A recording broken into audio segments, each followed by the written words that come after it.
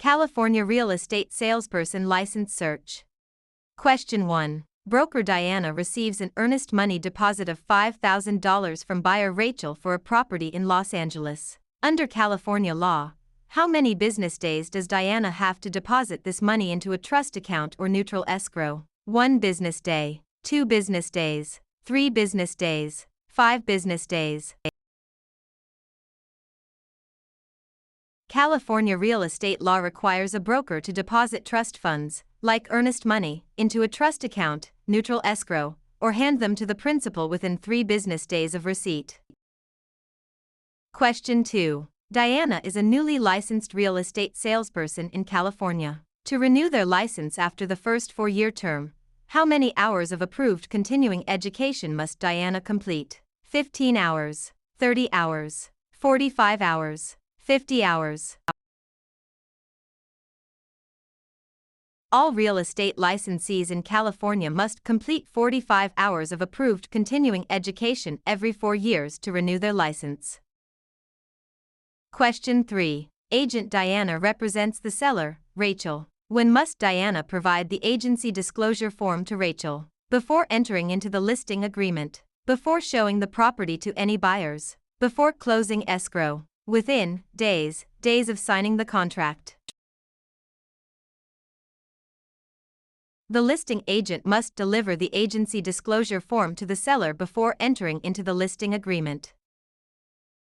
Question 4. Diana purchases a home in Los Angeles for $178,000. Under California's Proposition 13, what is the maximum annual percentage increase in the assessed value of the property, assuming no change in ownership or new construction? 1%, 2%, 3%, percent. Proposition 13 limits the annual increase of the assessed value of real property to a maximum of 2% per year, unless there is a change in ownership or new construction. Question 5. Broker Diana hires an unlicensed assistant, Rachel. Which of the following tasks can Rachel legally perform? Show a vacant property to a prospective buyer. Answer questions regarding the terms of a residential lease. Type up and file real estate documents and coordinate days, appointments. Negotiate the price with a buyer's agent. Unlicensed assistants can perform clerical duties, such as typing, filing, and scheduling appointments, but cannot perform acts that require a real estate license, like showing properties or negotiating. Question 6. Diana wants to claim adverse possession of a vacant lot in Los Angeles owned by Rachel. In California, one of the requirements is that Diana must occupy the land continuously and pay property taxes for a minimum of how many years? 3 years, 5 years, 7 years, 10 years. In California, adverse possession requires open, notorious, continuous, and hostile possession under a claim of right or color of title, plus payment of property taxes, for a period of 5 years.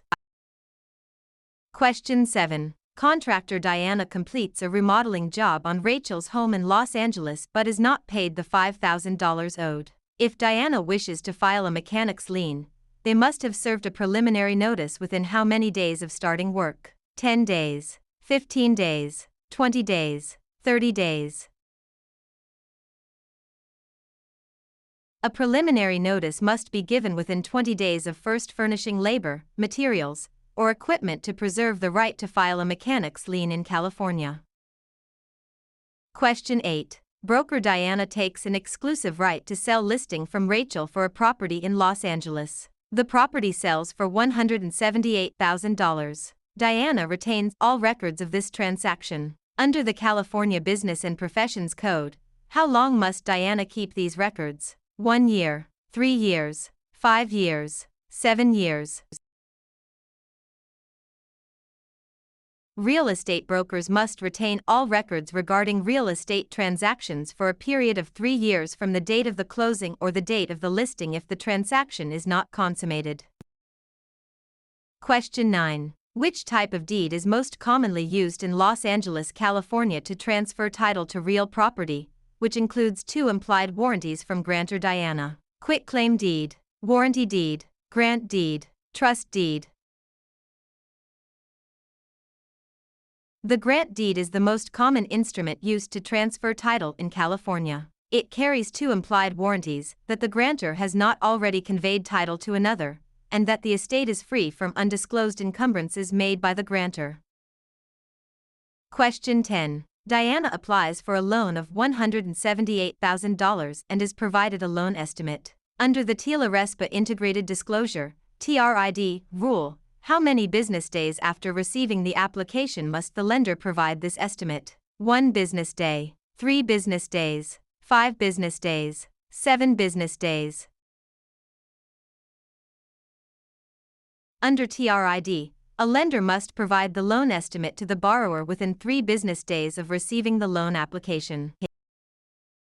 Question 11. Under the subdivided lands law in California, a public report is required when a property in Los Angeles is divided into how many parcels for the purpose of sale, lease, or financing? 2 or more, 3 or more, 4 or more, 5 or more.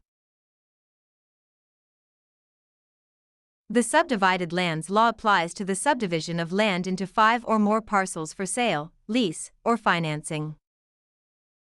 Question 12. Diana is a broker who mixes their personal funds of $5,000 with their clients' trust funds. This illegal practice is known as conversion, commingling, steering, redlining. Commingling is the illegal act of mixing a broker's personal or business funds with the trust funds of a client. Conversion is actually spending the trust funds. Question 13. Agent Diana focuses marketing efforts in Los Angeles by telling homeowners that a certain minority group is moving into the neighborhood to induce panic selling. This illegal practice is known as blockbusting, steering, redlining, flipping. Blockbusting, also known as panic selling, is the illegal practice of inducing homeowners to sell their properties by suggesting that people of a particular race, religion, or background are moving into the neighborhood. Question 14. If Diana obtains an easement by prescription over Rachel's land in Los Angeles, Diana must have used the property hostilely, openly, continuously, and notoriously for a period of at least 1 year, 3 years, 5 years, 10 years. In California, an easement by prescription requires 5 years of open, notorious, continuous, and hostile use under a claim of right. Question 15. Diana and Rachel sign a written contract for the sale of a property for $178,000. In California, the statute of limitations to file a lawsuit for breach of a written contract is 1 year, 2 years, 4 years, 5 years. The statute of limitations for bringing a lawsuit on a written contract in California is 4 years. Question 16. When calculating the property tax on Diana's home in Los Angeles, the county tax assessor uses the property's market value, assessed value, appraised value, replacement cost. Property taxes are based on the assessed value of the property, not the current market value or appraised value. Question 17. To create a valid joint tenancy between Diana and Rachel for a property in Los Angeles, which 4 unities are required? Time, title, interest, possession. Time, title, consent, payment. Agreement, consideration, title, possession. Interest, possession, funding, signature. The 4 unities required to create a joint tenancy are time, title, interest, and possession, often remembered by the acronym TTIP. Question 18. Broker Diana holds an open listing on Rachel's property in Los Angeles. Diana will only earn a $5,000 commission if they are the first to show the property, the procuring cause of the sale, the listing broker of record on the MLS, able to hold days, open houses. In an open listing, the broker only earns a commission if they are the procuring cause of the sale, the one who brings the willing and able buyer. Question 19. Diana executes a deed conveying property to Rachel. For the deed to be valid in California, It must contain all of the following except a granting clause, the signature of the grantor, N1, the signature of the grantee, N2, an adequate description of the property. A valid deed must be signed by the grantor, but the grantee is not required to sign it.